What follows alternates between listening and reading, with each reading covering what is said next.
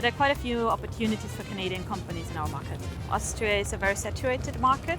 So Canadian companies who have a high quality product, a premium product, these are the products which are most likely most successful. My name is Verena Wasenegger and I'm the Trade Commissioner in Vienna, Austria.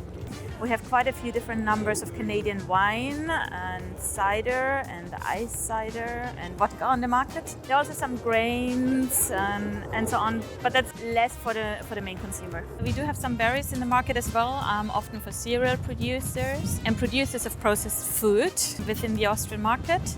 The majority are organic producers. In agriculture and food and drink, I would recommend to define the target group exactly, to identify why your product is special. Very in trend are organic products. I think quite a few areas in the European Union, free from products, niche products, alcoholic beverages.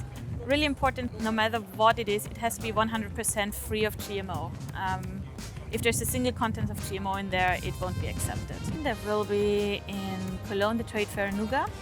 And of course, quite a large number of Austrian buyers and producers will be there present. So we hope to all see you there.